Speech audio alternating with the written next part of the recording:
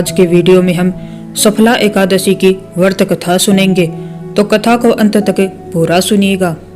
एक बार धर्मराज युधिष्ठिर ने भगवान श्री कृष्ण से पौष कृष्ण एकादशी व्रत की महिमा का वर्णन करने का अनुरोध किया।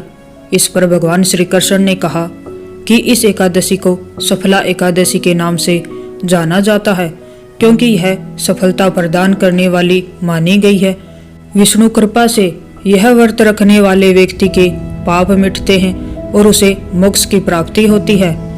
चंपावती के राजा महिषमान के 4 पुत्र थे। उनका सबसे बड़ा बेटा लुम्पक दुराचारी, लोभी, कामी था। वह मांस और मदिरा का सेवन करने वाला था। वह संत जनों, देवी देवता आदि का अपमान करता रहता था। उसके इस व्यवहार से राजा महिषमान काफी परेशान और चिंतित रहते थे। एक दिन वह राजा उसे इतना तंग आ गए कि उसे महल और राज्य से बाहर कर दिया। वह अपनी गलत आदतों के कारण नगर में चोरी करने लगा था, जिससे वहां के नागरिक भी परेशान हो गए।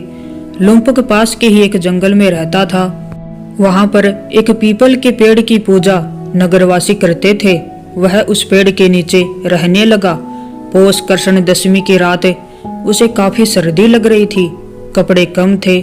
सर्दी से उसका शरीर अकड़ गया, फिर भी वह सोया रहा। अगले दिन एकादशी थी। सूर्य उदय हुआ। सूरज की तेज किरणें जब उसके शरीर पर पड़ी और गर्मी होने लगी तो उसकी नींद टूटी। उसे काफी भूख और प्यास लगी हुई थी। वह पानी और कुछ खाने की तलाश में जंगल के अंदर चला गया। वह काफी कमजोर हो गया था, इस वजह से कोई शिकार नहीं कर पाया। कुछ फल तोड़े और उसी पीपल के पेड़ के नीचे आकर बैठ गया। सूर्यास्त के बाद अंधेरा हो गया था। उसने फल को एक ओर रख दिया और कहा कि हे प्रभु, यह फल आपको ही अर्पित है, आप स्वयं ही इसे खाओ। उस रात वह सो नहीं पाया और जागता रहा। एकादशी की रात्रि उसका जागरण हो गया। रात में वह अपने पाप कर्मों पर पश्चाताप कर रहा था। उसने भगवान से पूर्व पाप कर्मों के लिए क्षमा भी मांगी। अनजाने में किए गए एकादशी व्रत से भगवान विष्णु प्रसन्न हुए और उन्होंने अपने आशीर्वाद से लुम्पक के पाप को मिटा दिया। उस समय आकाशवाणी हुई, जिसमें उसे बताया गया कि भगवान विष्णु ने उसके पापों को नष्ट कर दिया है।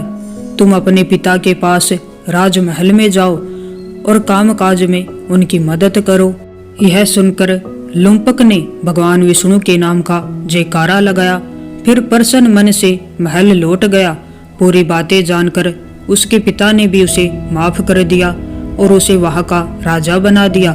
लुम्पक धार्मिक कार्यों में समय देने लगा और राजपाट चलाने लगा। उसका विवाह हुआ और उसे संतान सुख प्राप्त हुआ। जीवन के अंत में उसे भगवान विष्णु की कृपा से मोक्ष की प्राप्ति हुई।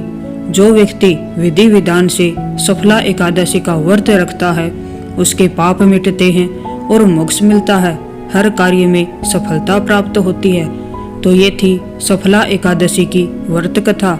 अगर आपको अच्छी लगी